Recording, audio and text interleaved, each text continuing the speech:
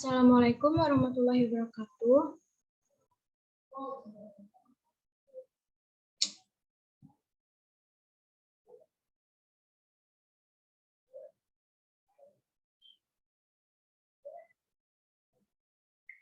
Assalamualaikum warahmatullahi wabarakatuh. Saya Yasmin Fathia Humairo dengan nomor NIM 2001015148. Di sini saya ingin menjelaskan tentang tes kreativitas.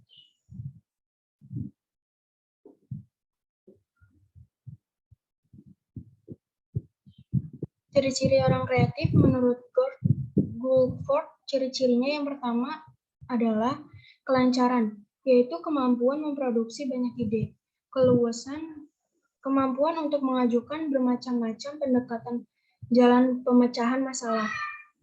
Yang ketiga ada keaslian, yaitu kemampuan untuk melahirkan gagasan orisinil sebagai hasil pemikiran sendiri. Penguraian, kemampuan menguraikan sesuatu secara terperinci.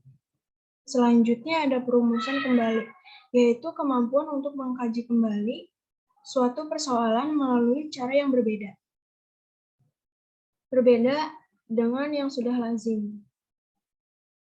Selanjutnya ada jenis-jenis kreativitas.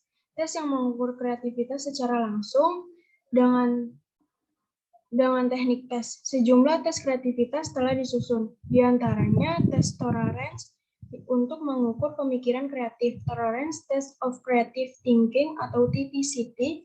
Terdapat 6 indikator berpikir kreatif yang diukur melalui tes Torrance, yaitu orisinalitas, fleksibilitas, kelancaran, dan elaborasi.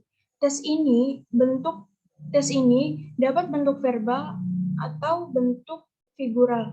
Bentuk tes terbaru yang sudah diadaptasi di Indonesia yaitu tes lingkaran atau circle test.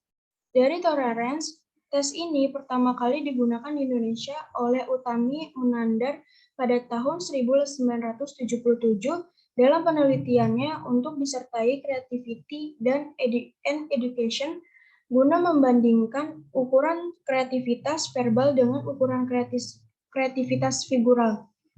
Kemudian, pada tahun 1988, jurusan Psikolog Pendidikan Fakultas Psikologi Universitas Indonesia melakukan penelitian standarisasi tes lingkaran, dan tes ini kemudian disebut dengan tes kreativitas figural.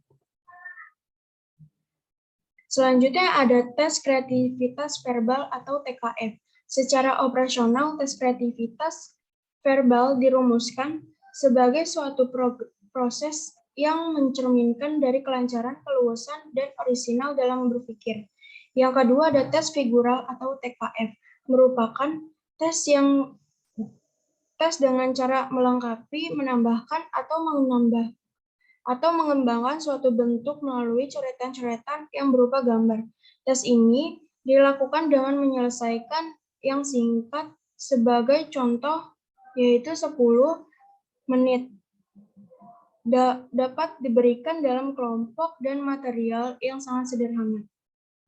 Tes yang mengukur unsur-unsur kreativitas merupakan suatu konstruk yang multidimensional terdiri dari berbagai dimensi, yaitu dimensi kognitif, berpikir kreatif, dimensi efektif, bersikap dan kepribadian, dan dimensi psikomotorik atau keterampilan kreatif.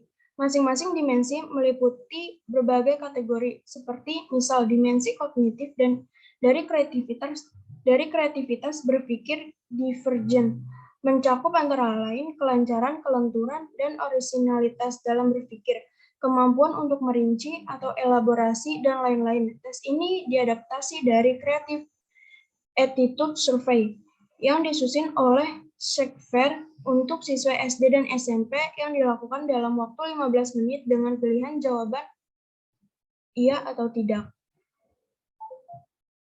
Selanjutnya ada tes yang mengukur ciri kepribadian kreatif. Ada tes yang digunakan untuk mengukur ciri-ciri kepribadian khusus diantaranya. Yang pertama, tes mengajukan pertanyaan, yang merupakan bagian dari tes Torrance untuk berpikir kreatif yang dimaksudkan untuk mengukur kelenturan berpikir. Selanjutnya ada tes risk taking, digunakan untuk menunjukkan dampak dari pengambilan risiko terhadap kreativitas. Selanjutnya ada tes figura preference dari Baron Wells yang menunjukkan preferensi untuk ketidakteraturan sebagai salah satu ciri kepribadian kreatif. Selanjutnya ada tes sexual identity, yaitu untuk mengukur sejauh mana seseorang mengidentifikasi dengan peran jenis kelamin. Alat yang sudah digunakan di Indonesia ialah Pansexual Inventory. Selanjutnya ada kegunaan tes kreativitas. Identifikasi anak berbakat kreativitas. Tes kreativitas sering digunakan untuk mengidentifikasi siswa berbakat kreativitas untuk program anak berbakat intelektual. Kebanyakan program anak berbakat berbasis bahwa siswa kreatif perlu diidentifikasi dan kreatif perlu diajarkan. Menurut penelitian membantu dari kita memahami perkembangan kreativitas. Tes kreativitas dalam penelitian dapat digunakan dengan dua cara. Yang pertama, mengidentifikasi orang-orang kreativitas dan membandingkan mereka dengan orang-orang biasa. Kedua, tes kreativitas dalam penelitian dapat digunakan menilai dampak pelatihan kreativitas terhadap kreativitasan peserta. Selanjutnya ada kegunaan tes kreativitas menurut konseling. Konselor atau guru BK di sekolah dasar dan menengah memerlukan informasi mengenai seorang siswa yang terkena yang dikirim karena sikapnya yang apatis, tidak kooperatif, kurang berprestasi, atau karena masalah lain. Mungkin saja siswa itu sebetulnya kreatif, tetapi tidak tahan dengan pekerjaan rutin yang baginya membosankan. Sikap guru otoriter dan kurang memberikan kebebasan dalam hal ungkapan diri. Tes kreativitas dapat membantu guru, konselor, orang tua, siswa sendiri untuk mengenali dan memahami kreativitas bakat yang terpendam, informasi kemungkinan guru untuk merancang kegiatan yang menentang dan menarik bakat siswa. Selanjutnya, faktor-faktor yang mempengaruhi tes kreativitas. Faktor lingkungan pertama. Faktor lingkungan keluarga. Yang pertama, lingkungan yang harmonis dan demokratis mendorong anak untuk berprestasi diri tanpa tekanan dan hambatan. Yang kedua, ada faktor lingkungan sekolah. Sekolah merupakan lingkungan kedua setelah keluarga, suasana, kondisi, dan sangat menentukan kreativitas berkembang. Yang ketiga, ada faktor lingkungan masyarakat. Lingkungan masyarakat bersifat heterogen dan kultur yang berbeda. Lingkungan yang tidak kondusif mengakibatkan anak tidak berkembang kreatifnya. Terima kasih. Mungkin segitu saja materi tes kreativitas dari saya. Wassalamualaikum warahmatullahi wabarakatuh.